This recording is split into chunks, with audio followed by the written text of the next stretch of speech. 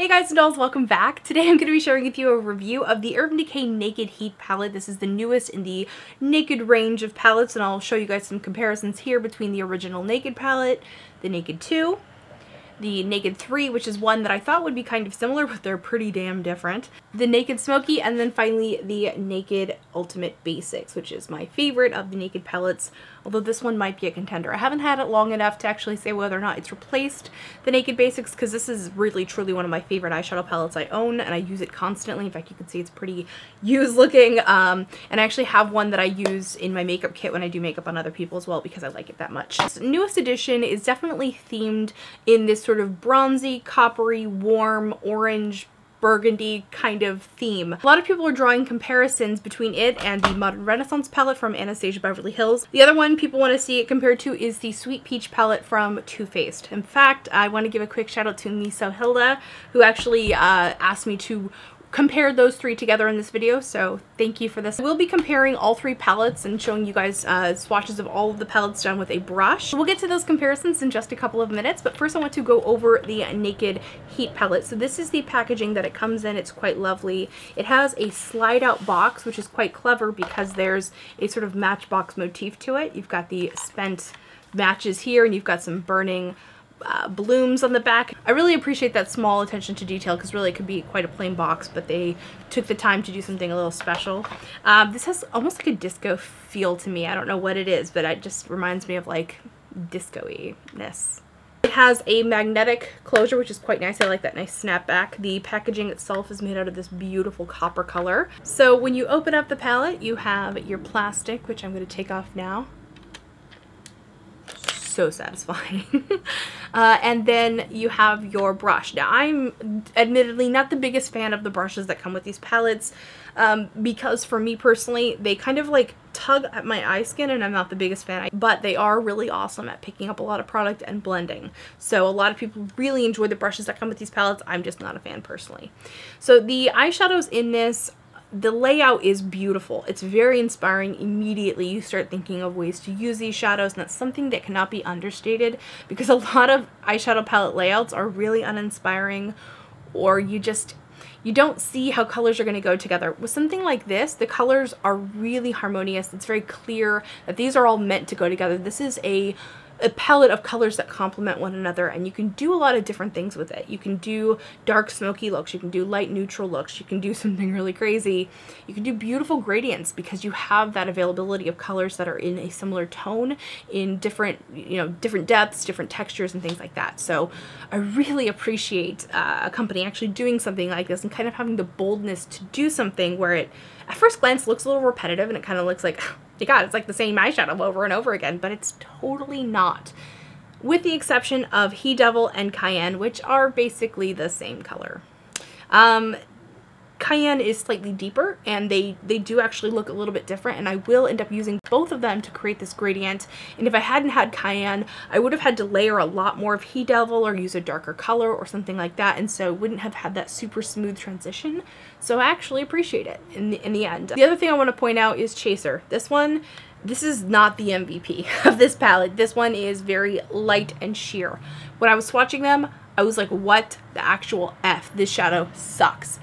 But when I was doing my eyeshadow today, I used it to just sort of finesse the outer edge of the smoky eye that I created, and I was really happy with how it just polished it up. It's one of those eyeshadows that's not exciting on its own. You're not going to create a look around it. You're not going to like, oh, today I'm going to use Chaser, it's not like that. But it's great to have in a palette to sort of finesse the edges of things, to finalize things. And what I mean by finesse is I literally took a blender brush and like went around the edge and was like, oh, okay, cool, that polished it up. It just sort of, you're just gonna have to see it when I show you guys in the tutorial what I did with it, but it's pretty simplistic. The only other call out that I can really think about this is that I do prefer a matte highlight, and this has a shimmery highlight. With that said, Ounce is a fantastic eyeshadow, and I love it, and I used it on both eyes, so I do enjoy the color. I like a matte highlight. That's just my preference. So let me go ahead and show you guys swatches of these, and then I will compare it to the other palettes. My method of swatching has changed. So I used to do finger swatches for everything, and then a lot of you were really insistent that I start doing brush swatches, so I decided to give it a try, and I love it. I put primer all over my arm, and then I used a brush to apply the swatches first, and then I did a finger swatch next to them. Unfortunately, while I was doing the swatches, swatching, I forgot to swatch low blow, but I will do a second round of swatches where I just did brush swatches all throughout, and that way you guys can see what low blow looks like. But I'm sorry, I was, you know, doing a whole lot of swatches that night and somehow I just counted wrong or something. My favorites here are definitely Lumber, He Devil, Cayenne, Fuego, Ashes, and Ember. Okay, that's like half the palette, but I love those colors. I think that they're so beautiful. I think they're really good versions of those colors. Fuego and Ashes looked a little bit patchy on the first swatch through, but on subsequent use and subsequent swatching, I think that they went really well. The Smith Cosmetics 256. Learn it, live it, love it, get on it. This brush is awesome. It's great for actually using, and it's also great for swatching shadow. So now I want to show you guys some comparison. So this is the Too Faced Sweet Peach palette. I also did brush swatches. So as you can see, the colors in this are quite a bit different. There's like lighter colors, there's greens, there's blacks, there's more purple.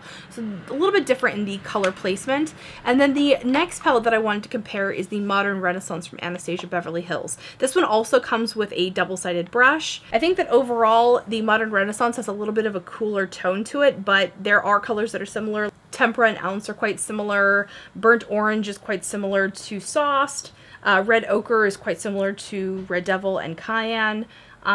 Cypress Umber, not the same color as Ashes, but they almost work about the same. It's just less plummy. Then you have really light shimmers like Vermeer and Primavera, which are completely different from what's in the Heat palette.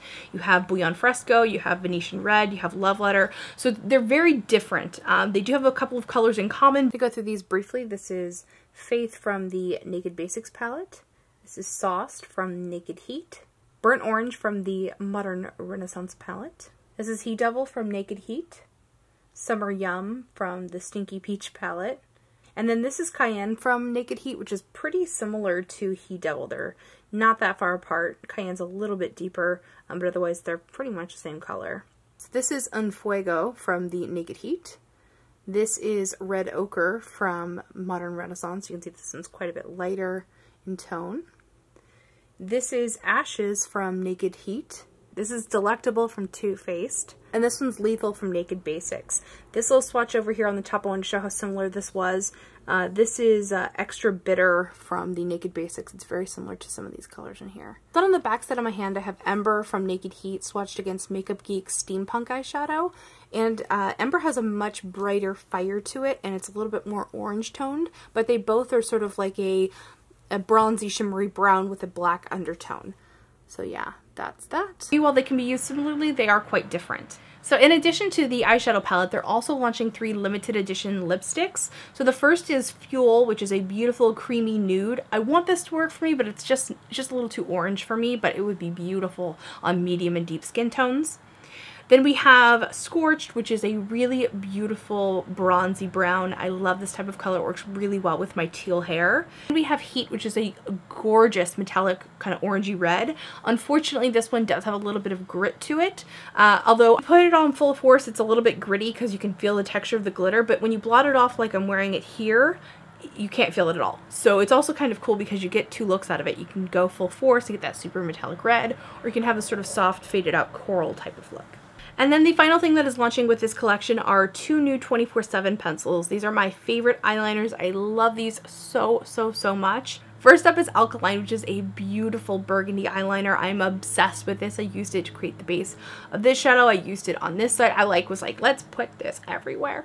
It's awesome. Next one is Torch, and I'm going to be honest with you guys, this is almost an exact dupe of Anatomy that just came out with the Jean-Michel Basquiat collection, and I'm just a little bit miffed because I just bought a backup of the Jean-Michel Basquiat eyeliner. So that kind of sucks. So these are basically dupes. The Jean-Michel Basquiat one is ever so slightly deeper and more pigmented and creamier and blends better, so that's kind of disappointing, to be honest with you. Why would you launch something so similar and then make it not quite as good as one that you just came out with? That doesn't make a whole lot of sense to me.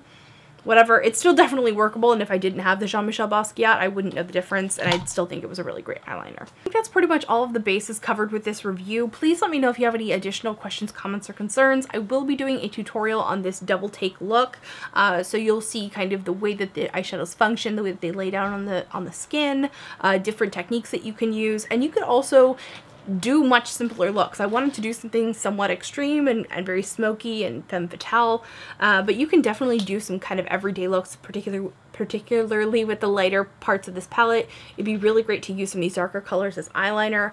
I'm a really big fan of this palette, and I'm excited for it to officially launch. So this will come out like a soft launch, I believe, on June 12th, and then a full launch on June 30th. So look out for this one. It's definitely a good one, and I will see you guys in my next video. Remember to be vintage or tacky. Just be your own kind of beautiful. See you, bye.